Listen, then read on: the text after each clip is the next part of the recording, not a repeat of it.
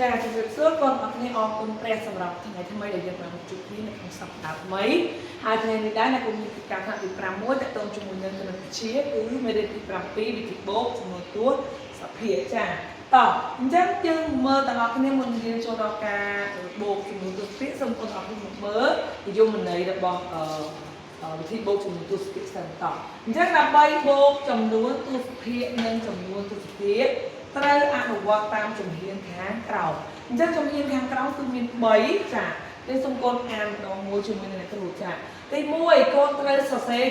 ចាចំនួនឲ្យត្រូវតាមខ្ទង់និងចំណុចតួសភាឲ្យត្រង់គ្នាពីលើចុងមកក្រោមចាទី2ថែម0នៅខ្ទង់ទំនេរដើម្បីឲ្យចំនួនមានខ្ទង់ស្មើគ្នា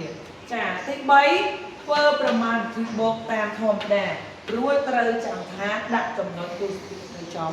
ចំណងចាអញ្ចឹងនៅកន្លែងទី1យើងសរសេរចំនួនឲ្យត្រូវតាមខ្ទង់នោះ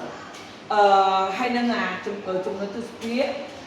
ត្រង់គ្នាពីលើចុះក្រោមអញ្ចឹងយើងខុសពីបានវិធីបូកតែបន្តិចទេមែនទេកូនចាយើងធ្វើសរសេរចំនួនទាំងពីរឲ្យត្រូវតាមចុះដូចគ្នាប៉ុន្តែនេះគឺត្រូវដាក់ឲ្យគេនោះចាចំណុចតួសភាពីលើចុះក្រោមដូចមកវិធីបូកធម្មតាទេចំណែកទី2ថែម0នៅខ្ទង់ទំនេរដើម្បីឲ្យចំនួនមានគុណស្មើគ្នាចាកន្លែងថែម0នេះខ្ញុំចង់បញ្ជាក់កូនថាមិនមែនថែម0នៅផ្នែកគុតទេគឺថែម0តែនៅកន្លែងផ្នែកសុខភាពដែលមានខ្ទង់មិនស្មើគ្នាអញ្ចឹងយើងអត់ឧទាហរណ៍ដូចលេខយើងថ្ងៃនេះអញ្ចឹងគឺយើងមើលនេះលេខនេះគុណឃើញខាងចំនួនគុតខាងលើគឺមាន231ប៉ុន្តែខាងក្រោមគឺមានតែ11អញ្ចឹងថ្ងៃនេះគឺយើងអត់ថែម0ទេដោយសារវាមិនមែនជាចំនួនទស្សភាគទេវាជាចំនួនគុតចាអញ្ចឹងទី3ធ្វើប្រហែលនេះតាមធម្មតាប៉ុន្តែយើងត្រូវចាំថាពេលដែលយើងធ្វើប្រហែលនេះយើងត្រូវដាក់ចុចឲ្យគេផងបើមិនតែយើងអត់ដាក់ចុចទេគឺយើងខុសហើយចាតោះអញ្ចឹងកូនមកកណនីជាមួយនឹងអ្នកគ្រូនៅលំហាត់ទី1តោះអញ្ចឹងកូនមើលយើងបូកផ្នែកទស្សភាគមុនចាយើងធ្វើដូចយើងបូកធម្មតាដែរមែនទេដូចដែលនិយមន័យគេបានប្រាប់យើងអញ្ចឹងថាយើងបូកតាមធម្មតាមកចា6បូក6គឺ12យើងសរសេរលេខ2ត្រាតប1ចាអញ្ចឹង1បូក1គឺ5 5បូក2គឺ5 2អញ្ចឹងកូនតម្លាក់ផ្នែកទស្សភាគចុះកន្លងមកហើយចាបាត់លេខ1បូក0គឺ1ដដែលចា6បូក5គឺ11គឺមានសរសេរលេខ11ទាំងអស់ហើយយើងអត់ទៅបូកអីចាអញ្ចឹងចម្លើយរបស់យើងគឺឃើញ111.72ចា111អ្នកនិយាយឡំសរសេរលេខ11ចាអញ្ចឹងយើងមើលលំហាត់ទី2តោះយើងបូកដូចមិនដែរតោះ9បូក9គឺ18យើងសរសេរលេខ8ត្រាតុ1ចាអញ្ចឹងគុណមើល1បូក8គឺ9 9បូក79បូក8គឺ15 2អញ្ចឹងយើងសរសេរលេខ7ត្រាតុ1យើងទម្លាក់ចុចមកចា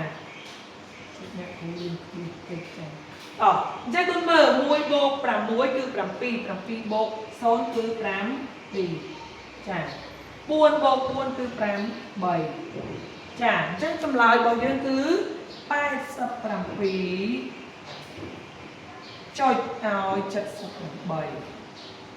តោះលំហាត់ចុងក្រោយកូនមើលកន្លែងចុចនេះក៏យើងអត់ដាក់នៅកណ្ដាលដែរណាកូនយើងត្រូវដាក់ធ្វើម៉េចឲ្យត្រូវចានៅក្រោមស្មើលេខគឺអត់មកចុចនៅកណ្ដាលបែបនេះទេហ្នឹងលេខយើងខុសហើយណាអ្នកគ្រូបញ្ជាក់កន្លែងបន្តិចចាតទៅលំហាត់ចុងក្រោយកូនមើល9បូក3មែនចាគឺ12យើងសរសេរលេខ2ត្រាតប1 1បូក5 6 6បូកនឹង6គឺ12អញ្ចឹងយើងសរសេរលេខ2ត្រាតប1តម្លាក់ចុច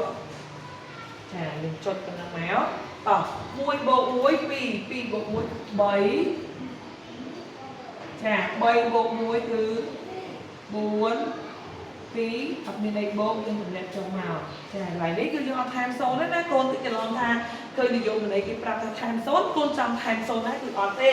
គឺយើងថែម0តែផ្នែកទស្សភាគដែលមិនស្មើគ្នាទេតែចំនួនគុតគឺអត់បញ្ហាយើងដាក់តាមធម្មតាមកចឹងចម្លើយរបស់យើងគឺ243ចុចឲ្យ22ចាអញ្ចឹងគឺនេះគឺជាចម្លើយដែលយើងបាន ធ្វើប្រមាណទីហើយអញ្ចឹងក្រោយពីកូនបានរៀនជាមួយនឹងអ្នកគ្រូហើយអ្នកគ្រូសង្ឃឹមថាកូនអរគ្នាអាចនឹងបូកចាចំនួនទស្សនៈនិងចំនួនទស្សនៈបានត្រឹមត្រូវហើយយើងជួបគ្នាឱកាសក្រោយទៀតសូមព្រះប្រទានពរ